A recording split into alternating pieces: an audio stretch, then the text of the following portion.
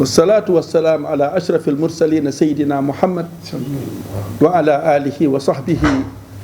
wa man ihtada bi hadihi ila yawmi din.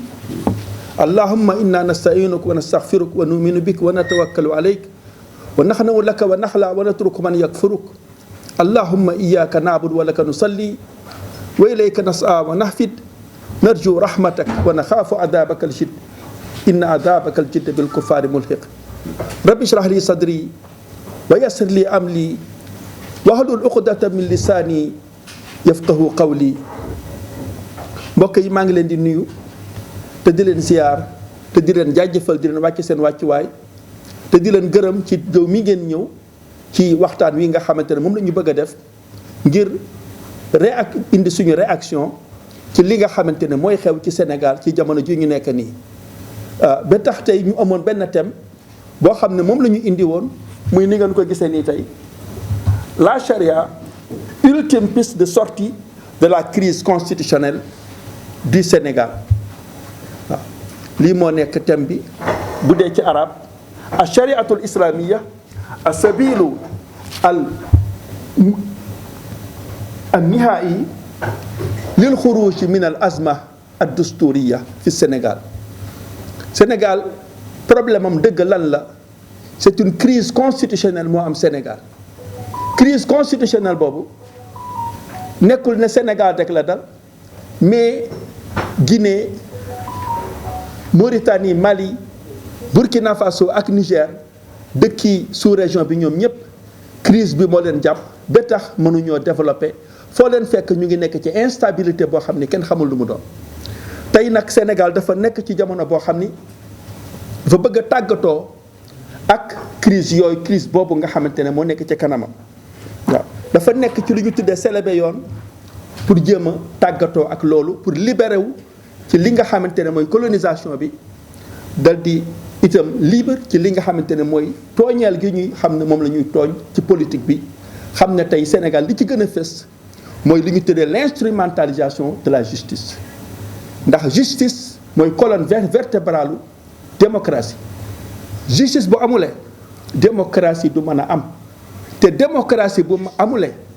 tooñante ma bi nekk day gàllankoor bépp projet de développement ba xam ne tey pauvreté rek moo fi am. loolu moo tax ñun ñu bëggoon indi suñu réaction ci li nga xamante ne mooy xew ci Sénégal. Sénégal nag fi ñu nekk nii dañoo tànn lu ñu tudde tey yoonu souveraineté dañoo bëgg a moom suñu ab dëkk wante question bi nga xamante ne moo fi nekk. mooy est-ce que ñun africains yi am nañu moyens yi nga xamante ni moo ñu war a mën a libérer ci li ñu nekk nii wala mën nañu indil ci gàttal li ñu tudde rupture ñu dagg ak li nga xamante ne moo weesu woon. loolu est-ce que ñun am nañu moyens yooyu est-ce que ñu ngi xalaat bi nga xamante ne dinañu dimbale ci yoon woowu. bokk na ci li ñuy gàllankoor boo seetee dañoo dëkkmal élection électorale ay échéance électorale yoo xam ne moom la ñuy dëkkmal ci 2024 boole ci itam yàlla feeñal fi ay jugement de matière première yoo xam ne mësuñu ko woon a xam ba tax na loolu li mu indi dafa indi ay dirigeants politiques yoo xam ne ku ci nekk yaa ngi seet sa intérêt mbir yooyu ñoo taxaw ba tax na bu nu xalaatulee xalaat ba ca war rek mën nañu perte échéance bi te échéance bi li mu doon dëggantaan mooy dañu war a tànn koo xam ni moo fiy nekkal yàlla président de la république mooy ki fi toogal yàlla. ñun nag est-ce que ñun dinañ ko xoolee noonu wala déet ak nu mu mënti demee ñàkk kaa xool na mu ware boo demee moo tax tey fi ñu nekk nii ak enjeu yooyu ma la wax tey élection bi matière première yi ak dirigeant yoo xam ni ànduñu ak seen xel loolu moo fi indi tey boo ko seetee émeute meurtrière yi nga xamante ne ñoo fi bàyyi bu yàggul jàppante bu metti diggante peuple bi ak gouvernement bi ba xam ne ay bakkan yu bari rot na ci bu ñu ko seetee yàq alalu jàmbur ak jël alalu jàmbur xam ne loolu ab jullit waru kaa def. naka noonu dinañu gis te itam ay noyade collective maanaam ay xale yoo xam ne dañuy lapp yu bare ñu bare di dee ci géeju Méditerranée wala ci désert ci désertu pays arabe yi. naka noonu itam dinañu gis accident yu nekk ci tali bi yoo xam ne du ñu jeex du ñu xaaj te boo ko seetee négligence moo koy faral di waral ñàkk faale keneen ñàkk faale comme ni ñu ko tuddee bul faale waaw. ak itam jikko ju ñaaw ndax bëgg a am alal ba tax nga faat bakkanu doomu aadama loolu ci weesu na ak niitoor yi. naka noonu itam am na lu ñu nemmeeku tey muy emprisonnement intempestif de dirigeants politiques ak des journalistes jamono ji tey journalistes yu bari ñu ngi leen di jàpp di leen tëj ci wax bu ñu wax. naka noonu itam ay dirigeants politiques ñu ngi leen di jàpp di leen tëj ba jamono jii tey ku xool dëgg di nga gis ni li nga xamante ne mooy instrumentalisation de la justice tey dafa di loo xam ne dafa fës lool. wante ku seet itam di nga gis ne itam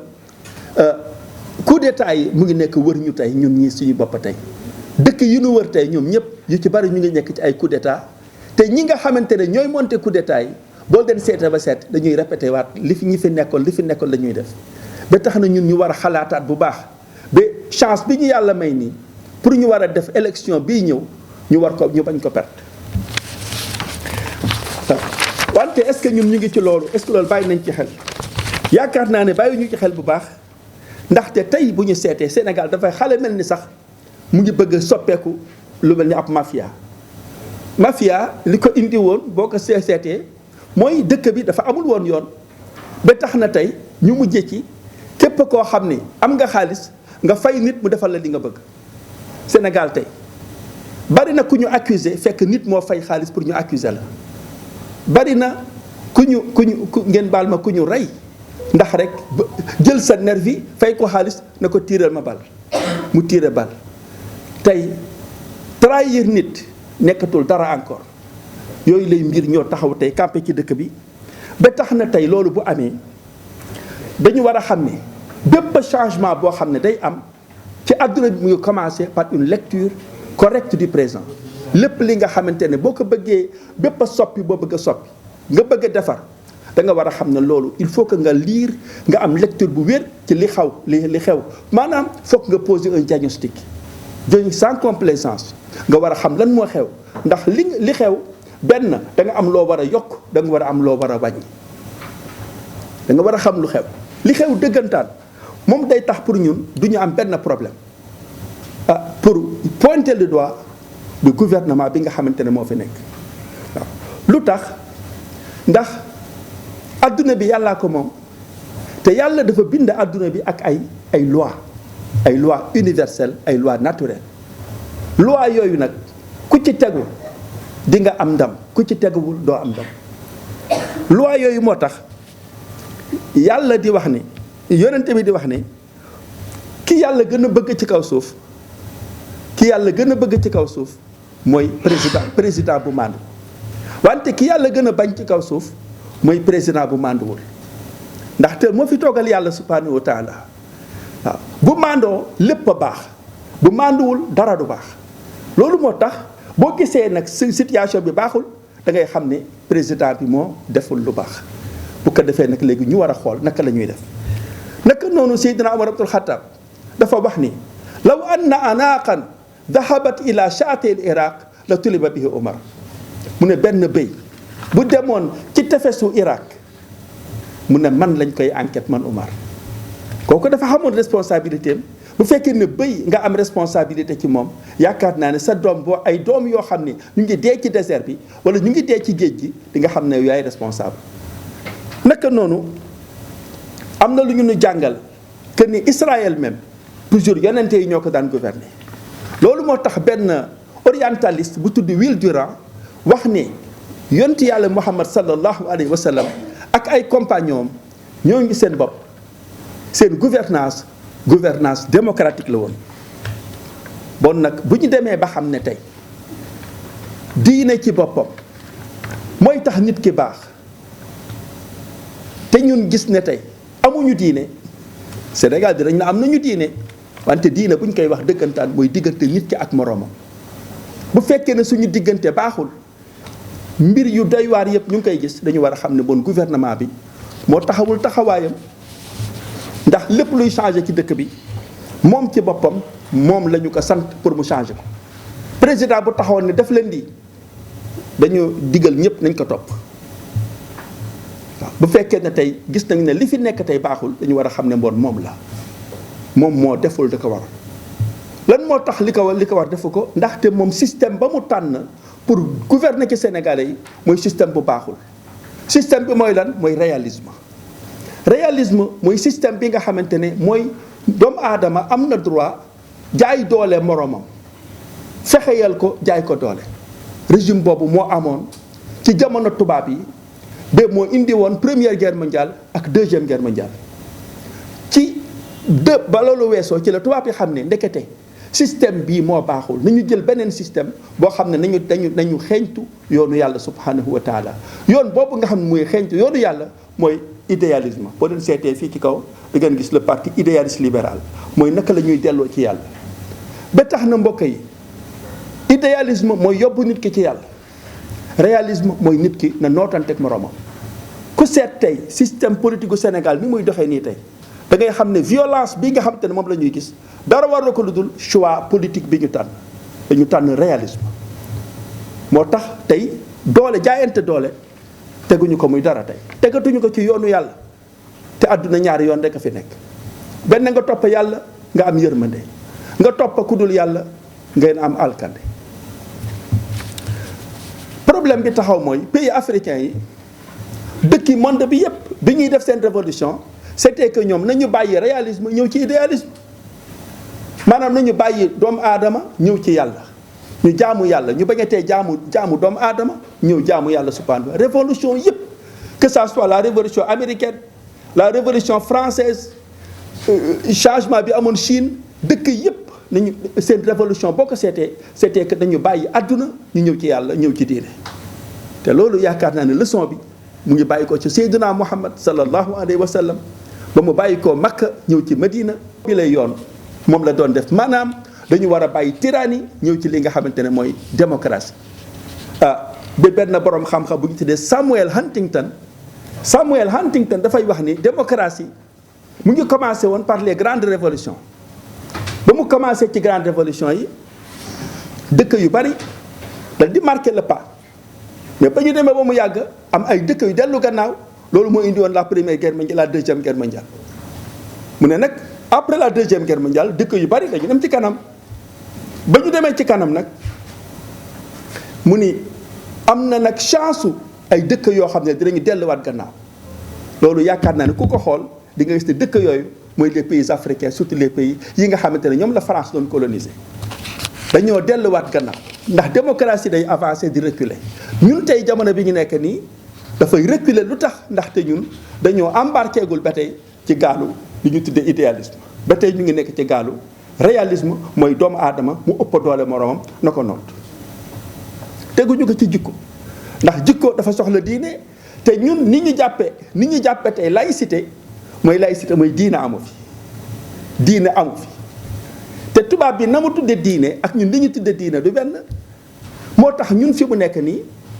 suñu politique diine amu ci ku ñu wax loolu ñu ne laïcité waaw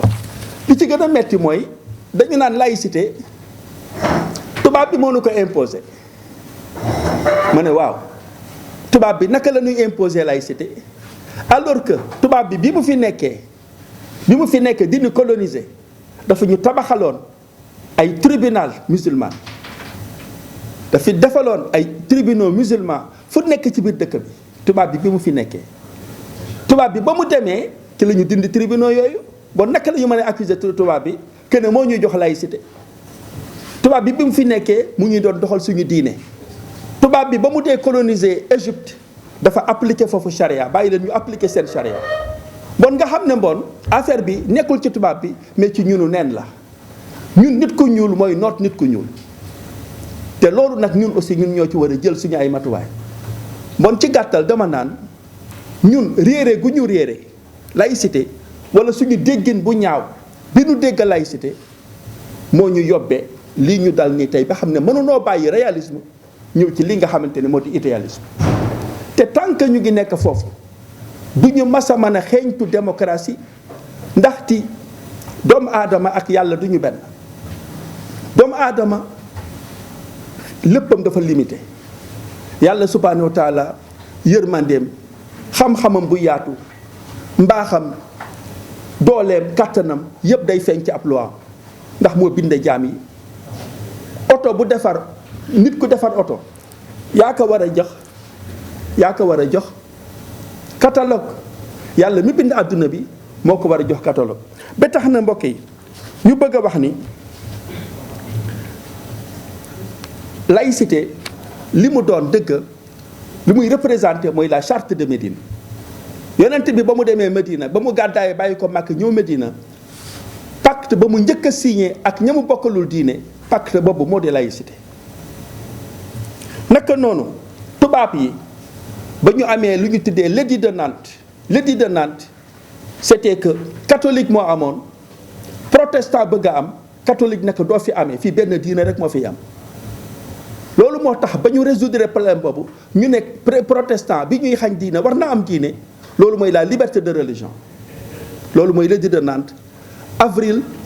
1598 ci la ñu ko teg mooy édit de Nantes loolu mooy aussi équivalence su charte de Médine mooy ñi nga bokkal diine kenn war ta xañ sa morom sa diine wante xañ sa morom diine nag dafa am maanaa dafa am nu ñu koy defee ndax diine dafa am ay bànqaas yooyu dafa am boo xam ne dañ koy imposer ñëpp muy loi bi ak boo xam ne kenn du ko imposer kenn muy pas-pas bi boo déggee ñu ne séparer la politique et la religion loolu mooy nañu séparer ñaari wàll yooyu séparer bi nekkul bii amul non li mu doon mooy ni ñu koy appliquer du benn même principe boobu mbokk yi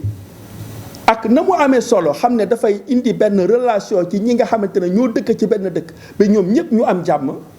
cohabitation pacifique boobu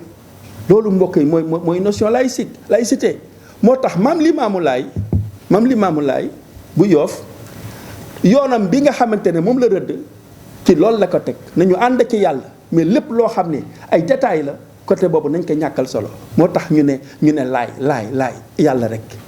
li ki des yëpp sant yeeg nangam yëpp nañ ko teg de côté. boo demee nga seetaat encore laïcité daal mooy doomi aadama yi nekk ci kaw suuf yëpp am nañu un dénominateur commun ci diine yëpp. boo demee ci Amérique lu ñu tuddee the first amendment of US Constitution premier article constitution bu Amérique mu ngi tegu ci notion de la laïcité pour nga xam ne li tax ñu teg ko mooy pour boole waa dëkk bi pour ñu ànd mais waa dëkk pour ñu ànd nag mooy naka la ñuy appliquer seen diine mais du xañ nit ki li nga xamante ne mooy diine. loolu moo tax mbokk yi bi ma xamee ne ñun ni ñu déggee laïcité baaxul ndax ñu ñuy diriger façon boo xam ne dañu jël diine ñu teg fële de côté la sëriñ xalif général des Tidianes waxoon mu ne ñun dañoo bëgg a doxal àddina rocci ci loxol yàlla loolu moo tax mbokk yi ma porter plainte le président de la République en 2019 en 2020 et en 2021 ma porter ko plainte ndaxte en démocratie bu ñu la tooñee da ngay dem ci yoon Macky Sall tooñu ma man kenn bépp jullit buy dund ci kaw àdduna bi Macky Sall tooñ na la ma porter ko plainte mais nag problème bi mooy lan mooy ñun en tant que des Africains dañu fonk loi fonk ñu suñu constitution li ñu fonk mooy lan mooy naka laay fexe ba falu moo ñu intéressé suñu constitution bu ñu ko violé ça ne nous intéresse pas moo tax kenn waxul ci loolu Macky Sall bu violé constitution bi laïcité amuñu ko maa ngi défier ku mu mën a doon ci àdduna bi nga ñu wax ma ne Sénégal est laïque Sénégal xamuñu lan mooy laïcité xamuñu ko ñàkk a xam boobu moo tax ñu bàyyi yoonu yàlla wante yàlla mi bind àdduna bi ku nekk xam ne ne ku la jiitu ci néeg bu lëndëm moo la war a wax fay toog ñun nag ñu bàyyi yàlla loi bi ñu yàlla jox ñu bàyyi ko fële di jël loi boo xam ne légalu moo tax mbokk yi ngeen may ma tuuti may expliquer leen fii ci tableau bii tableau de la laïcité ngeen xam dëgg lan moo di laïcité ak naka lañ koy appliquer. boo seetee tableau de la laïcité dafa am hizbul iman adduna bi ñaari xeet rek fi am doomu aadama yi ku gëm yàlla ak ku weddi yàlla rek ñu am ci adduna bi. boo seetee mu di l'islam mu di judaïsme mu di christianisme yi la yëpp benn diina rek la benn diina yi dañ koy jox turu nit bi ñu jox ko turu nit bii nag yàlla dafa ne nañ ma jébbalul rek waaw même ñoom sax boo demee nga seet ci diine chrétien yonte yàlla Isa am na fu muy waxee ni bañ ko woowee nekk kaay wuy sa yaay dafa ne kuy suma yaay képp koo xam ne yaa ngi topp suma ndigalu papa bi nekk ci asamaan kooku moo di suma yaay kooku moo di suma frère kooku moo di suma sœur. loolu mooy islam mooy nangu ndigalu yàlla subhanahu wa taala. boo ko seetee nag moom diine boobu moo xam bii la moo xam bii la ñoom ñëpp ñoo ko bokk dañu am ñaari wàll bu ñu tuddee kléros ak laos. Kléros qui c'est le grec, clérical laïque mooy opposant, religieux mooy ak politique. lii benn diine la diine bu nekk dafa am ñaari wàll yi dafa mel ni nga am comme nga am sa ceeb ak sa kaani yii religieux ak politique ñaari ñii ñoo bokk diine. moo tax boo leen bëggee xam religieux mooy la papauté mooy pape bi, le laïque mooy la royauté mooy César. moo tax ñu naan rendre à César ce qui appartient à César et rendre à Dieu ce qui appartient à Dieu. bu ñuy wax Dieu kii la ñuy wax la papauté la ñuy wax ndax moom moo topp diggante nit ki ak borom kii nag moo topp diggante nit ki ak moromam. nga amaat ulema ak umara yonent bi dafa ni sinfaani min ummati ida saluhatil ummatu kulluha wa ida fasudatil ummatu kulluha al ulama wal umara. mu ne ñaari koor ci suma diine bu ñu baaxee lépp baax bu ñu baaxulee dara du baax. al ulama wal umara. ulama mooy kat mooy marabu yi, umara mooy imam yi mais xamuñu ko. mosquée ak état. mosquée mooy lan mooy fi ngay fàttala koo yàlla aqimi salaata li zikri taxawal julli ngir nga fàttala ko moom. boo fàttala ko yàlla ci biir jàkka ji ba noppi boo génnee ci biti jàkka ji da ngay mel ni ko am policier bu la sëpp doo mën a def safaan. lii moo tax diina ñaari yëpp a soxla kii lay fàttali sa borom boo génnee boo fàttala ko yàlla day mel ni policier mu ngi taxaw di la xool bi doo mën a def safaan. mais nag boo amulee jàkka ji amuloo rappel boobu amuloo ko lay fàttali yàlla facilement nga def safaan. moo tax état dafa soxla diine bi. naka noonu spirituel ak le matériel bi mais boo dul lekk doo naan doo mën a julli doo mën a def say wareef. moo tax foog nga soxla bi pour ñu jàppale. la foi et la loi pas-pas bi kii kenn du ko imposer pas-pas kenn du ko imposer mais li nga xam ne la loi ñëpp dañuy conformer wu dañ koy imposer c'est contraignant. oui les écritures saintes la Bible li ñu bindee nii comme ça man suma téere bi ñu ma bindee bu ma dajee ak benn chrétien lan laay wax ak moom damay wax ak moom ci loi bi ndax science universelle la science est universelle. mais bu ma ko dee taral ay alquran wala ay hadis kooku day am problème ndax gëmu ko am na téere. émotion ak raison. loi charia mu ngi taxawee raison moo tax bu ñu ne séparer la politique et la religion politique ci boppam mooy charia bi mais ñu bëri xamaguñu loolu. nga ñëw fii l'optionnel et l'obligatoire diine dafa am côté boo xam ne bu la neexee nga def bu la neexee doo def fa man shaa falyu'min fa man shaa falyakfur ku mu neex gëmal ku mu neex doo gëm. loolu fan la mu ngi nekk ci pas-pas bi mais nag bu dee ci loi bi kooku ne ñëppay plié wu mooy tax loi bi dafa obligatoire kenn amul droit soustraire sa bopp ci loi bi. naka noonu nga ñëw le personnel ak l'impersonnel. loi dafa war a nekk impersonnel nag nit mënu ko teg loi bu nit teg rek c'est personnel ay nit ñoo ciy jariñu contre ñeneen ñi. moo tax bu ñu nangoo loi boo xam ne yàlla tegu ko rek xam ne ñun déjà tooñ nañ suñu bopp kii secte lépp loo xam ne secte la dafa am ñu ko moom loolu ci boppam côté boobu côté religieux bi lay àndal ak ethnie côté boobu lay àndal loolu ci boppam kenn du ko imposer kenn. mais nag bu dee nu mu tëtti la umma la nation islamique seen intérêt mooy intérêt général le public. nga ñëw fii non contraignant kii ci boppam tariqa aqida yooyu yëpp kenn du ko imposer kenn ce n'est pas que forcer nit ki par force nga jël ko moo tax ñu naan jura lekk set lekk. nga ñëw fii la tariqa et la charia ñaari éléments yi mbokk yi bu fekkee ne appliqué nañu que ça soit musulman la chrétien la nangam fokk nga terminer par lii côté bii la ñuy imposer ñëpp charia la ñuy imposer ñëpp. mais est-ce que tey ñun suñu président def na loolu mu ngi jël côté bii la jël lu tax ndax laïcité bi ñu ni jox christianisme ak judaïsme wala christianisme parce que moo ñu ko jàngal te ku sa wëjj des sëlëm doo set. moo tax ñu jàngal ñu jàngal ñu yaakaar ne ils sont les laïcs ils sont pas les laïcs ku mënul appliquer charia doo laïc ndax charia Sénégal la ñu nekk laïcité France du laïcité Sénégal il faut tropicaliser ñun nag bu fekkee ne loi bi ñuy teg loi bi la bon ñu ngi fii la ñu dëkkal suñu bopp lii moo tax mbokk yi nag ngeen seet athéisme xam ngeen mooy lan mooy ko amul diine agnostisme mooy koo xam ne dafa naan weddi wu ma gëwuma yàlla franc-maçon xam ngeen ko libre pensée ak ñooñu hypocrite homosexuel yi ngeen baal ma mafieux yi ñii ñëpp mooy ñi nga xamante ne tënku ñi ci yoonu yàlla moo lay yokk ci association de malfaiteurs code napoléonique fii lañ ko jëlee mais nag boo leen gisee am na tooñeel yu bari lu tax ndax diine ba moo ca nekkul nga ñëwaat encore droit commun yi la yëpp ngay gis ak même rafetal bi ñu ko defal rafetal la loi artificielle mooy comme li wala li arab yi di wax alqaanunul wadi mooy loi boo xam ne nit a ko teg yooyu yëpp boo ñëwee nga xool ko daf lay yóbbu ci la loi moderne rafetal bi ñu ko ragal rafetal loolu ci boppam moo tax mbokk yi Sénégal tant que appliqué wuñu charia mooy violer nañu suñu constitution waaw loolu moo tax nag mbokk yi loolu moo indi tey ma ne tant que ñun respecté wuñu lii du ñu tàggoo ak ay guerre civile tey li ngeen di gis nii tey émeutes yi am ci Sénégal boo leen seetee ñaari courant yooyu ay nit di xeexoo seen biir di rayante di yàqante insécurité am kooku ci foofu la dëkk crime contre l'humanité ñu bari dañuy yaakaar ne mooy rey nit non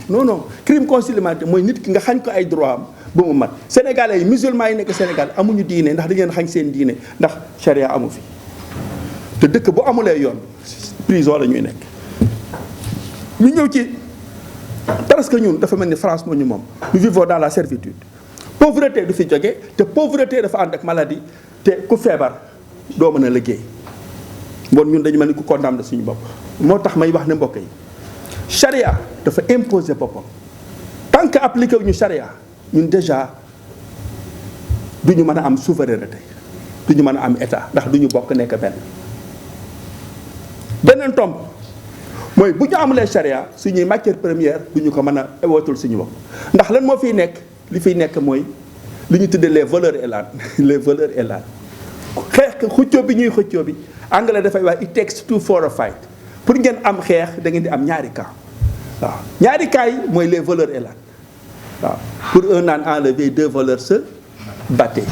l'un voulait le garder l'autre voulait le vendre tandis que coup de poing trotté et que nos champions songeaient à se défendre arrive un autre larron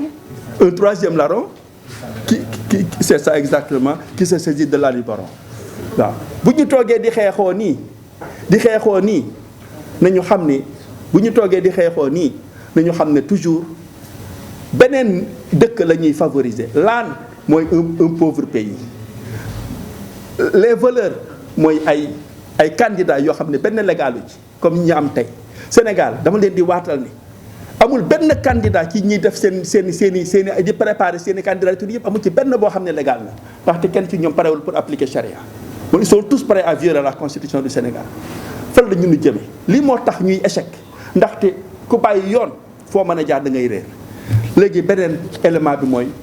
bu ñu toogee di xeexoo suñu matière première gaz pétrole manganèse cobalt zircon lithium or fer moomuñu ko tubaab yee ko moom boo ci encore lu waral ñu war a appliquer charia mooy mbokk yi bu ñu appliquer la charia loolu dafa araam ndax jullit warta roy beneen diine mën nga roy nag ci wàllu liggéey avion liggéey oto mën nga ko roy mais wàllu diine musulman amul droit mu di ci roy ku dul jullit ndax yàlla moo ne al yawma akmaltu lakum diinakum wa atmamtu alaykum ni'mati wa raditu islaama diinan suba diina mat na amu leen droit ngeen di roy leneen naka noonu ba tax na yonent bi sallallahu alayhi wasallam imaam Maalik dafa wax ni képp koo xam ni roy nga beneen diine yaa ngi mel ni ku ne yonte yàlla Muhammad dafa échec mission yaakaar naa ne loolu mooy lu ñu mujj mën a wax ci àdduna bi ndax tubaab bi sax ñoonu gën a bëgg yonte yàlla Muhammad ba tax na mbokk yi ci résumé ci wàllu solution tey ñu bari ñu ngi naan marabu yi dañoo war a wax situation bi ñu nekk marabu yi dañoo war a wax nañu dëgg ndax képp ku nekk ci société war ngaa wax wante nag ku ci nekk da nga war a xam rôle kan moom la ñu def ak moom la ñu deful rôle bi ñu deful dëgg mooy ñi nga xamante ne ñoo di ay imam ak i oustaz ñooñu ñoo deful seen rôle ndaxte ñooñu ñoo mën a appliquer charia te defuñu ko. loolu mooy problème bi actuellement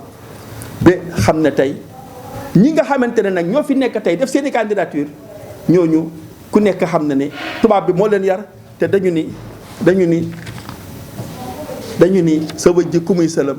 doo mas a set. mënuñu noo jàngal laïcité ndax bokkuñu ak ñoom diine bu ñu jëlee laïcité ci à la française lu ngi jël sénégalais yi def leen ay yéefar loolu crime contre l'humanité la ndaxte ci diine l'islam nit ki nga xañ ko diine moo gën a garaaw nga rey ko.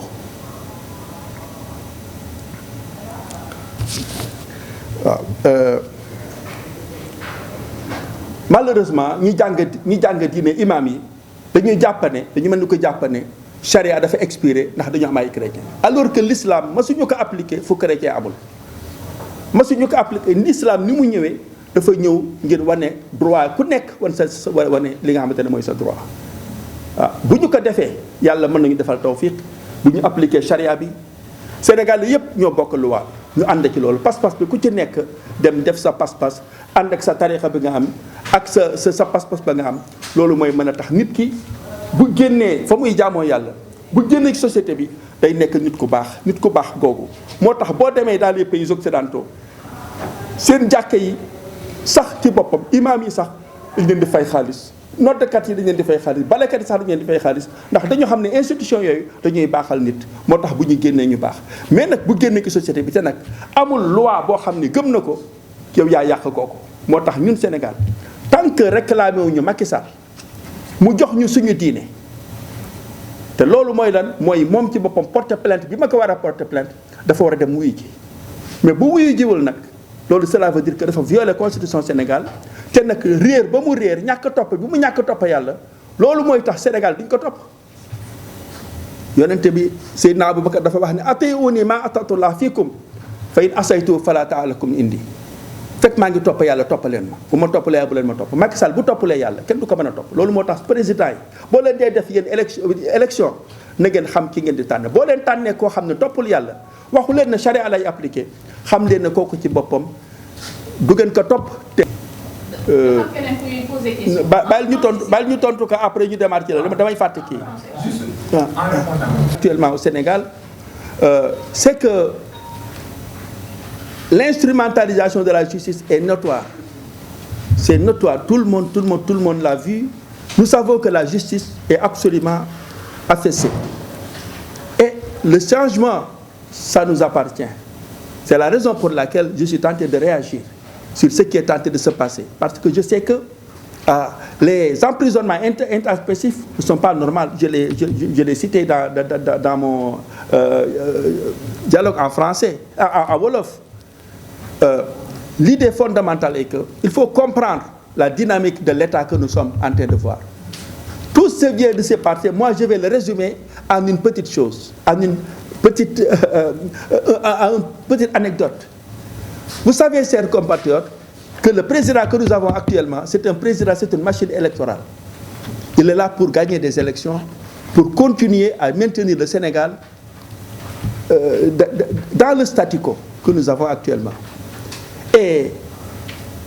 comment le faire? Il va choisir ses adversaires. Et pour exclure les adversaires qui sont conséquents, pour prendre les faibles, pour pouvoir gagner des élections, pour maintenir le pouvoir. Alors il a commencé par Karim Wade, en amenant une loi que les gens ne connaissent même pas, qu'on appelle la CREI. Ensuite, il s'est attaqué à Khalifa Sall. Ensuite, après les élections, il a phagocyté Idrissa Seck. Et il ne reste que Ousmane Sonko. Alors, il voulait s'emparer de Ousmane Sonko. Tout le peuple sénégalais s'est dressé devant lui. C'est là où il a saisi qu'il ne peut pas combattre le peuple sénégalais. Et voilà ce qui a gagné à Ousmane Sonko, toute sa popularité, tout le peuple lui a donné cœur. Parce qu'ils savent qu'il ne leur reste d'espoir que ce gars-là. Et alors, mais il n'a pas reculé. Il est allé chercher un autre moyen qu'il s'agit de quoi? De diviser pour régner. Comment il l'a fait? Il a organisé un dialogue. Moi, on m'avait invité dans ce dialogue-là, j'ai dit que je ne vais pas répondre à ce dialogue. Parce qu'on n'en a même pas besoin. Parce qu'au Sénégal, le président peut appeler quiconque pour lui demander son idée. Il peut convoquer l'Assemblée nationale pour leur penser, pour leur dire de se pencher dans cette idée. Comment on va faire pour les élections qui viennent? Et bien aussi, il peut aussi même organiser un référendum pour que les Sénégalais lui disent son idée. Et il n'a pas pu tout cela. Cela veut dire que ça m'a fait comprendre que le dialogue, ce n'était pas un dialogue, c'était une manière de diviser l'opposition. Et voilà, il a promis ce qu'on appelle une amnistie à certains candidats, ou bien certaines personnalités politiques. Ces gens-là ont accepté cette amnistie. C'était pourquoi? C'était pour se débarrasser de Sonko. Ils l'ont trahi. C'est cette trahison-là sur laquelle il s'est basé pour prendre Ousmane Sonko et de le mettre en prison, et tous ses camarades, et ensuite vouloir encore dissoudre son parti. Voilà, chers compatriotes, là où il est très important pour nous de savoir que, monsieur, comme je vous dis, ce n'est que l'unité qui va nous servir, qui va nous libérer. C'est la raison pour laquelle je suis venu avec. C'est la laïcité qui nous unit. Tant que nous n'aurons pas de laïcité, monsieur, on ne sera pas unis. Et alors, dans cette loi-là qu'il est tenté de véhiculer, il peut l'instrumentaliser et mettre quiconque dans la prison parce que c'est nous qui l'avons donné cette autorité. Donc, c'est à nous de combattre cette loi qui est tentée de nous gouverner et cette loi qui est susceptible d'être instrumentalisée pour nous transformer en des gens de cette autre catégorie. Moi ñëw ko wax ko ci wolof yaakaar naa ne mbokk yi li nga xamante ne moo xew leçon la pour ñu xam ne bu ñu àndulee nekk benn ñun ñëpp dañuy lor suñu bopp. Macky Sall machine électorale la boo xam ne li nga xamante ne moom lay def mooy day tànn ay candidats yi mu war a béral ni muy def toujours day gis koo xam ne dëgër na mu teg ko de côté génn ko pexe lay jël def ko ndaxte am na lépp ñun ñoo ko jox doole ji bu ko defee li muy def li mu njëkk a def dafa génn Karim Wade tuumaal ko génn ko moom laa leen wax ma ne accuser Sénégal te nit lu yomba la tey waaw lu yomba la nit ki bu fekkee ne jikko ji baaxul defaruñu jikko ji lu nekk ci lu àdduna mën na ko def nit moo gën a garaaw sax mala bu amulee diine moo raw sax mala ndax mën na def loo xam ne kenn mënu ko xalaat mën nga accuser nit mën nga trahir nit mën nga sax rey nit moom la yonente bi wax ah law turika al mar'u bi da'waahu ladda'a maala axihi wa dama axihi bu ñu bàyyi woon nit ki rek ak coobareem dina mën na réclamer alalu moroomam ak deretu moroomam doomu aadama fokk ñu defar ko diine moo koy defar ku amulee diine doo mën a baax ci àdduna impossible ñun nag ñu bàyyi suñu diine ñu bëgg a doxal état boo xam ne diine amu fa te kenn waxu la loolu li ñu la wax mooy diine dafa am ñaari wàll appliquer benn bi nga bàyyi benn bi ndax benn bi ñëpp ko bokk benn bi ñëpp bokkuñu ko ñun na ñu jël safaan moo tax ba mu ñëwee éliminer Karim éliminer Khalifa Sall jël Idrissa Seck boole ko ci dugal ko ci gafakaam ku ci des Ousmane Sonko mu bëgg jël Ousmane Sonko ci émeutes yi ñu xamoon en 2021 Sénégal yëpp taxaw ci kanam mu xam ne man taxee ak ñëpp mu ne comme que manuma xeex ak ñëpp nag dafa di ma sàkki pexe ba mu sàkki mooy lan mooy dafa woote dialogue ci dialogue boobu dafa def promesse am ba noppi dinaa leen amnistier gaa ñoo ñu ñëw ci moom ñëw ba ñu ñëw ci moom moo tax ñi demoon dialogue ba ngeen baal ma xam xëy na seeni intention du benn mais trahir nañu ñi nga xamante ne ñu àndaloon moo tax mbokk yi toujours ànd nekk ab leçon boo xam ne tant que ñun ànduñu du ñu mas a mën a nekk benn te li ñuy boole ànd nekkul ab discours nekkul ab livre nekkul leneen mais li mu nekk mooy mbokk yi appliquer leen charia bi tant que appliquer leen charia nag mënuloo ko am te amuloo laïcité mooy diine bi mooy technique bi nga am nii nga xaaj ko ñaar nga appliquer bii nga bàyyi bi waaw loolu ci gàttal dinaa leen wan moo tax ma bind ñaari livre maa ko bind bii c'est en arabe bii c'est en français ma bind ko ndax sénégalais yi xam lan mooy laïcité ndax fekk xamuñu ko duñu mën a libérer suñu bopp te tant que libéré wuñu suñu bopp nag suñu alal moomuñu ko jërëjëf ci question boobu jusqu'à notre indépendance mais seulement que actuellement vous savez que les politiques des fois bon ils sont au-dessus des califes généraux ils sont plus informés que les califes généraux Donc, ils peuvent monter leur intention, et lorsqu'ils viennent au pouvoir, ils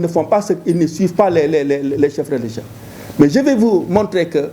dès notre indépendance, les chefs religieux avaient institué ce qu'on appelle le Conseil supérieur de l'islam. Ils avaient cette organisation avec des présidents, vice-présidents tels que Seydou Nourou Tall et Serigne Abdoulaziz, Seydina Mandione et aussi Seydina Gaïndé Fatma. Dans toutes les familles religieuses, c'était coalisé pour demander la charia. Mais malheureusement, vous savez, une chose se passe des fois qu'on ne comprend pas. En ce moment-là, ils ne pouvaient pas comprendre de quoi il s'agit la laïcité, que je viens de vous mettre là. On leur a menti, ils disaient que la laïcité, c'est pour préserver, c'est pour ne pas défavoriser les chrétiens. Alors que l'islam a toujours prospéré avec la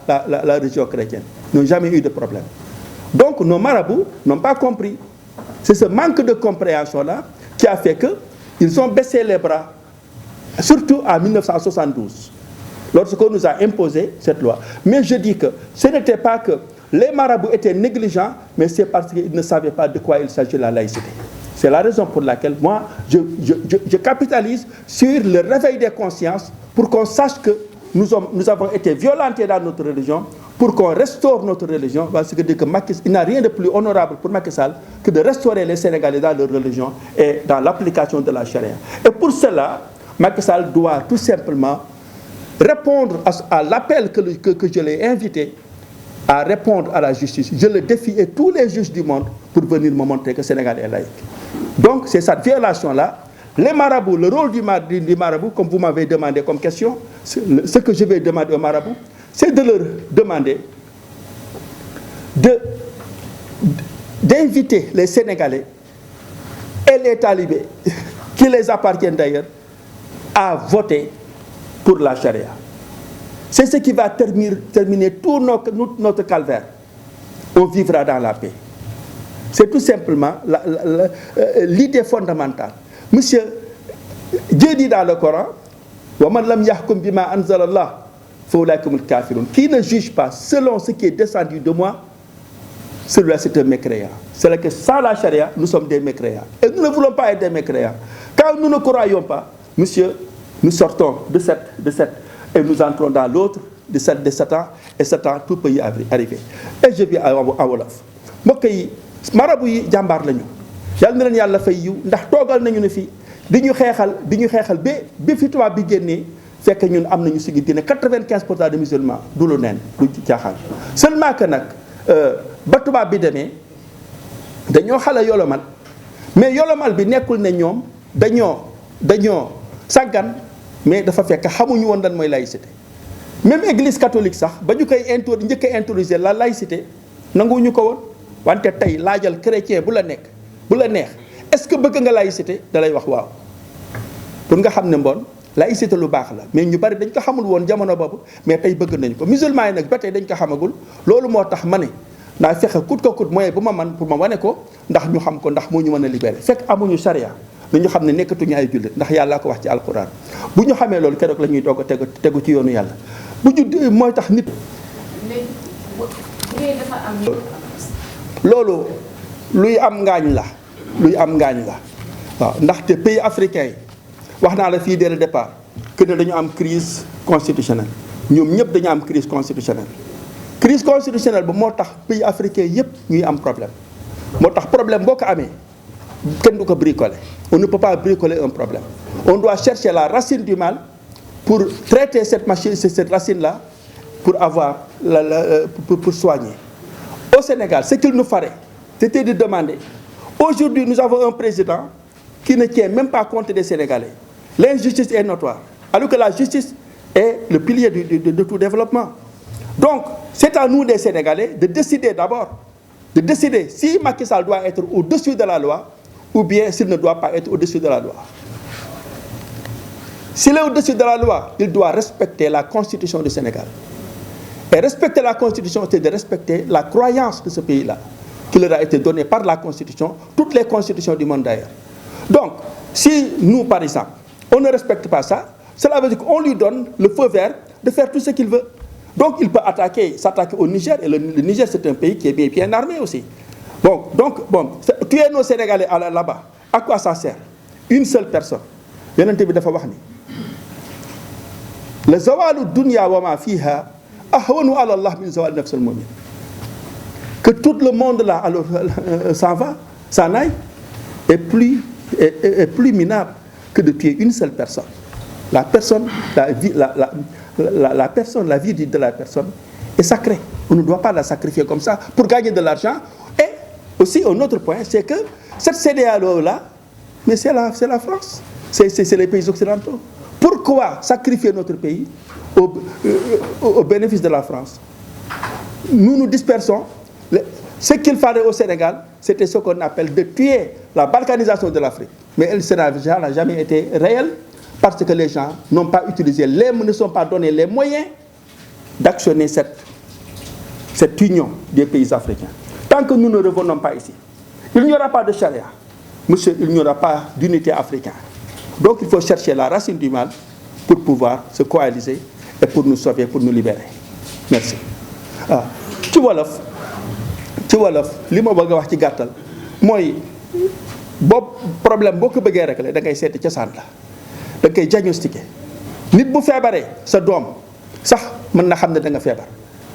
wante nag pour ñu xam dëgg lu ko jot foog mu dem hôpital ndax ñooñu travail scientifique la ñuy def moo tax man ci côté scientifique bi laay wax Sénégal li ñu soxla du ay discours du ay nangam mooy lii la ñu soxla pour ñu nekk benn. charia bi am na Mali am na Guinée am na Mauritanie am na Burkina Faso am na Niger am na foofu yëpp loolu mooy ma tax ñu nekk benn bu ñu nekkee benn boobu grands ensemble boobu loolu moo ñu mën a libérer suñu économie te dëkk bu ndaw Sénégal gii mënul développer ak ko fu ko mën a fal mënul dem bu fekkee ne amuñu grands ensemble. moo tax xam ne ndaxte dafa am ay yëf yoo xam ne dañ ci tënku te dañoo xam ne monde bi ñu nekk nii du monde bu yomb ndaxte dëkk yu mag yi suñuy matière première boo leen fi indi tey bëgg nañu tey lépp jël ko des fois dinañu créer problème ngir yàqal leen seen stabilité dëkk bu amul stabilité lu mën a développement. moo tax bi may commencé par le réalisme tubaab bi ci la ñu nekkoon. Première guerre mondiale deuxième guerre mondiale ci la ñu nekkoon mais tey ba ñu amee jàmm c'est vrai que dañ ko bàyyi ñëw jël idéalisme Sénégal li ñu mën a libéré bu ñu jël idéalisme jërëjëf. J'ai un petit souci, c'est ma samba camarade du Djolof TV.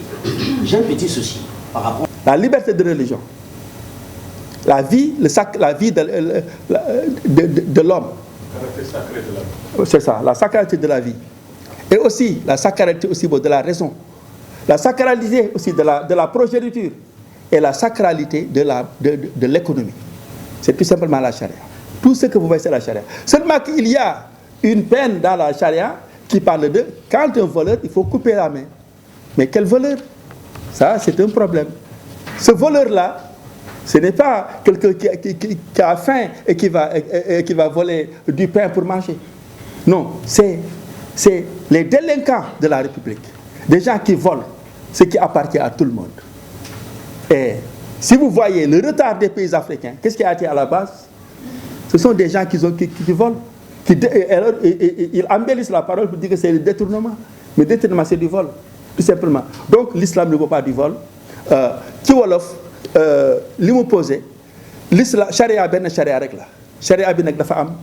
ay loi ay principes yoo xam ne moom lay wër principe yooyu juróom rek la muy nit ki kenn waru ko xañ diineem ndax diine boobu may mën a tax ak diine bu mën ci doon lu ko neex mën naa am liberté pour gëm ko bu ne athée la dañ ko war a bàyyi mu nekk athée moo ko ne yàllaa ko may yàlla du maye di nangu waaw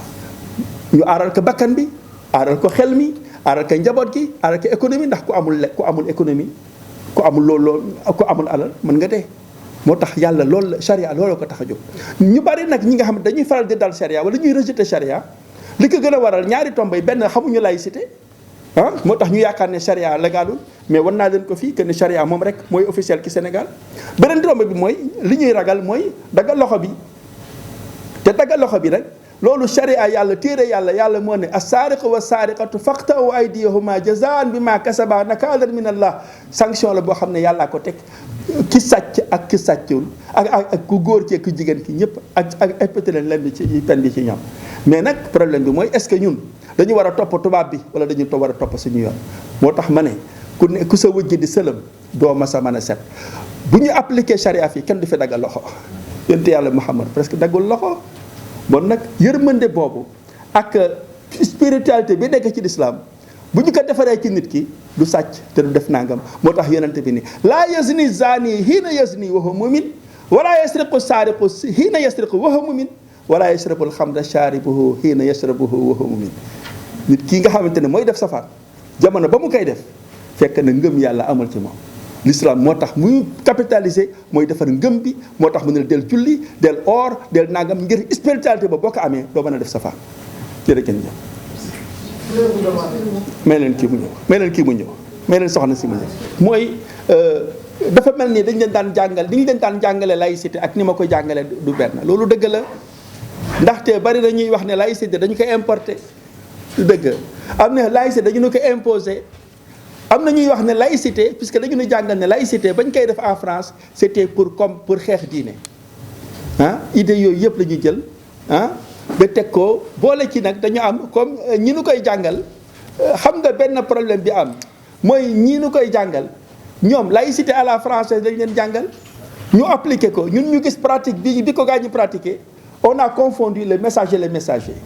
alors ki koy def ak li muy def ñaar yooyu moo ñu kii Senghor mu ngi nekk dans un pays musulman te loi bu ñu koy teg kenn du mas a teg kenn du mën a utiliser minorité bi nga bàyyi majorité bi toujours loi mu ngi demee majorité. loolu moo tax Sénégal c'est un pays musulman ñu bari nag du ñu nangu la mais c'est un pays musulman ndaxte loi majorité moo koy teg Sénégal tey boo leen seeti ay musulman lañu moo tax charia dafay imposer boppam. léegi ñun dañuy jàpp ne laïcité bu sampoo islam du samp alors que non laïcité ak diine ci diine la bokk à preuve ba ñu koy def fële en France ba ñu koy def en France mais c'était des catholiques et des protestants pour les réconcilier alors comment réconcilier ay nit nga xañ leen seen diine la compréhension que nous avons ici au Sénégal est vraiment fausse donc loolu moo tax na ñun mënuñu am suñu diine d'ailleurs cette question là bi nga posé moo am mais bu ñu ne tey benn diine amu fi mooy laïcité mais qu'est-ce que cela veut dire li muy tekki moo di ni yow da nga favoriser ki amul diine ndaxte doomu aadama lu mënti def diine la ñàkk diine la wa man yabtaghi ghayra al-islami diinan falan yuqbala minhu képp koo xam ni jàppuloo l'islam muy sa diine loolu ma lay xam ne l'islam diine la leneen diine la kenn mënul dund sans diine mais nag bu fekkee da nga ne benn diine amu fi li muy tekki mooy da nga bëgg a favoriser diine ki amul diine loolu moo tax na ñun ñu jox ay candidat yoo xam ne kenn légalu ci candidat yooyu nag bu ñu appliqué loi bale dañu ne def ay athée bi ñu def athée moo yàq suñuy jikko ba tax ñun baaxatuñu bëgganteetuñu te ay nit bu ñu bëggantewulee du ñu mën a dem chrétien ak musulman li leen di mën a boole mooy loi bi boo dee appliqué nag charia ak chrétien bi ak musulman bi ñëpp loi ñëpp lañ koy boole amul exception la pluralité institutionnelle est interdite moo tax France boo demee fulaar bu jigéen ñu ne déedéet ndaxte ñoom ñooy majorité foofu naka noonu ñu ne charia du fi dox lu tax ndaxte ñoom ñooy majorité foofu naka noonu itam ñu ne la polygamie du fi am lu tax ndax ñoom ñooy majorité foofu moo tax dëkk bu nekk dans son application de sa laïcité foog nga dellu ci sa diine boobu moo lay orienté ban loi mooy nekk majorité ñoom nag chrétiens yi France li tax tey France appliqué wul charia mooy amul téere bi France amul téere bi moo tax mu ku nekk ko amul maam ku amul yaay nàmpa kan nga nàmp sa maam loolu moo tax ñoom ñàkk pexe boobu moo tax ñuy appliquer seen loi boobu ñoom nag gëm nañu ko bu baax moo tax ñoom itam ñu am lu baax ci démocratie ndax nga am lu tuuti nga appliquer ko moo gën nga am lu bari te appliquer wu loo ko Sénégal loolu mooy suñu problème am nañu diine ju mag a mat sëkk ju mat comme ni ko yàlla waxee mais appliquer wuñu ko loolu moo tax tubaab yi ñu gën a am démocratie moo tax ñoom ñoo ñu gën a am développement jërëjëf